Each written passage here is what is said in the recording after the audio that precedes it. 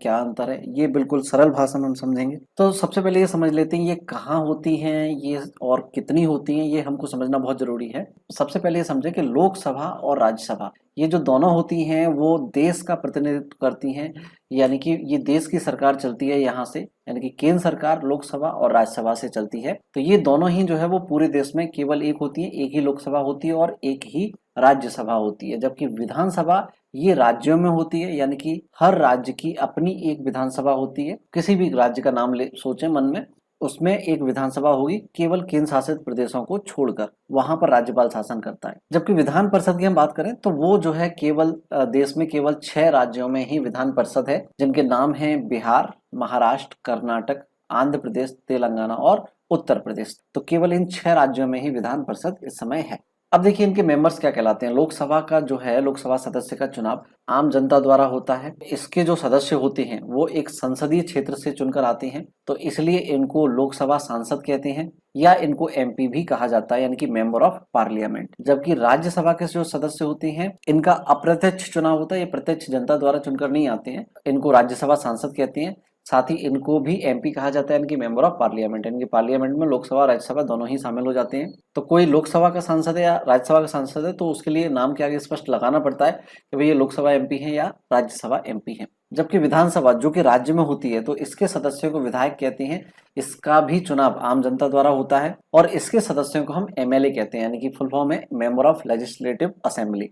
जबकि विधान परिषद इसके सदस्यों को हम एमएलसी कहते हैं, यानी कि member of legislative council. Vidhan Parishad के जो सदस्य होते हैं उनका चुनाव भी अप्रत्यक्ष चुनाव होता है, वो आम जनता द्वारा नहीं चुने जाते हैं।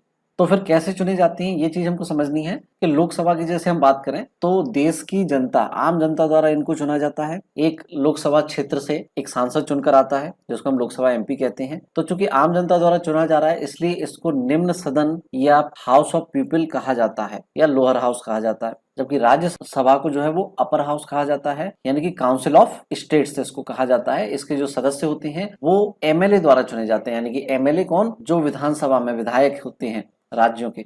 तो प्रत्येक राज्य से कुछ सदस्य जो है वो विधानसभा चुनकर राज्यसभा में भेजती है, इसलिए राज्यसभा के जो सदस्य होते हैं उनका चुनाव एमएलए द्वारा किया जाता है। यह एक अप्रत्यक्ष चुनाव होता है, यानी कि इसमें जनता की भागीदारी नहीं होती सीधी, ये विधानसभा के सदस्य या विधायकों या एमएलए द्वारा चुना जाता है। जबकि विधानसभा के सदस्य ये सीधे जनता द्वारा, राज्य की जनता द्वारा चुने जाते हैं। और विधान परिषद की हम बात करें तो इसके जो सदस्य हैं वो विधायकों द्वारा 1/3 सदस्य, 1/3 निर्वाचिका द्वारा, जिसमें कि नगर निगम, नगर पालिका, जिला पंचायत, क्षेत्र पंचायत ये सब आ जाते हैं। 1/12 सदस्य शिक्षकों द्वारा, निम्नतम माध्यमिक स्तर का शिक्षक होना चाहिए। और जो रजिस्टर्ड ग्रेजुएट होते हैं, स्नातक होते हैं, उनके द्वारा 1/12 सदस्य। और शेष 1/6 सदस्य राज्यपाल द्वारा नियुक्त किए जाते हैं। तो ये भी एक अप्रत्यक्ष निर्वाचन प्रणाली है जिसमें सीधे जनता की भागीदारी नहीं होती, अप्रत्यक्ष चुनाव कहलाता है। और जनता की सीधे भागीदारी है वो प्रत्यक्ष चुनाव कहलाता है। अब नंबर ऑफ मेंबर्स कितने होते हैं, तो लोकसभा में मैक्सिमम 552 सदस्य हो सकते हैं, वर्तमान में केवल 545 सदस्य ही हैं। जबकि राज्यसभा में कुल 250 सदस्य होते हैं, जिसमें से 12 सदस्य राष्ट्रपति द्वारा चुने जाते हैं। जबकि विधानसभा की हम बात करें तो विधानसभा की जो सदस्य संख्या होती है वो उस राज्य की तहसील या विधानसभा क्षेत्रों पर निर्भर करती है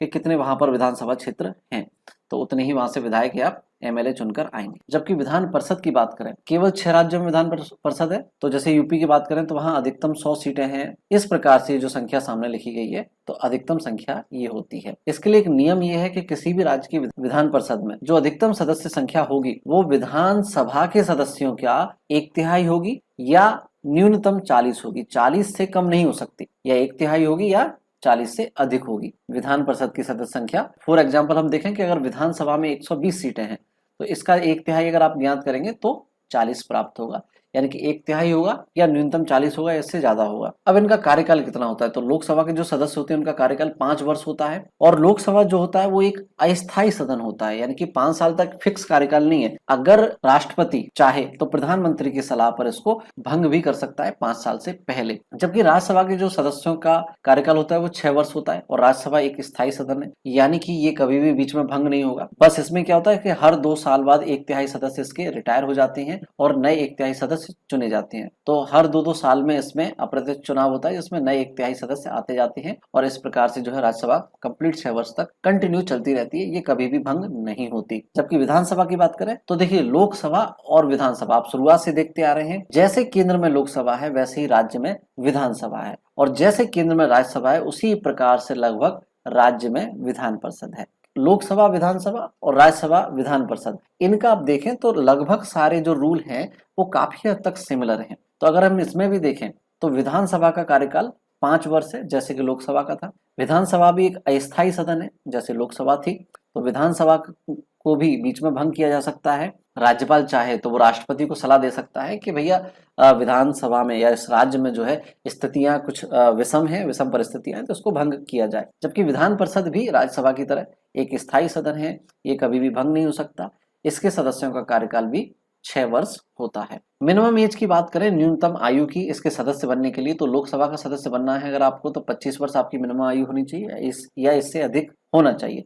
इसके साथ ही वो व्यक्ति भारत का नागरिक होना चाहिए, वो व्यक्ति किसी और लाभ के पद पर ना हो। तो ऐसी कई सारी जो है योग्यताएं हैं, मुख्य योग्यता ये है। और राज्यसभा की अगर हम बात करें तो उसके लिए न्यूनतम आयु 30 वर्ष है। और जैसे कि मैंने कहा था, विधानसभा लोकसभा के सिमिलर है, तो विधानसभा के सदस्य बनने की न्यूनतम आयु भी 25 वर्ष है लोकसभा की तरह। जबकि राज्यसभा की तरह विधान परिषद के सदस्य बनने की न्यूनतम आयु भी 30 वर्ष है। तो जितने दोनों जो स्थायी सदन है, राज्यसभा और विधान परिषद, तो स्थायी सदन का अगर आपको सदस्य बनना है तो आपकी आयु 30 होनी चाहिए, अस्थायी का बनना है तो 25 से काम चल जाएगा। और अगर लीडर ऑफ द हाउस की बात करें, ध्यान रखिएगा हम लीडर की बात कर रहे हैं, यहाँ पर स्पीकर की बात नहीं करेंगे। तो लोकसभा का जो लीडर ऑफ द हाउस होता है वो प्रधानमंत्री होते हैं, यानी कि जो सत्ता दल होती है उसके कुछ सांसद मिलकर मंत्रिमंडल बनाएंगे और उन मंत्रिमंडल का एक मुखिया चुना जाता है, जिसको हम कह देते हैं प्रधानमंत्री। जबकि राज्यसभा का जो लीडर ऑफ द हाउस है वो उसके सदस्यों द्वारा चुना जाता है। और विधानसभा की अगर हम बात करें तो उसका जो लीडर ऑफ द हाउस है, सदन का मुखिया है, वो मुख्यमंत्री होता है।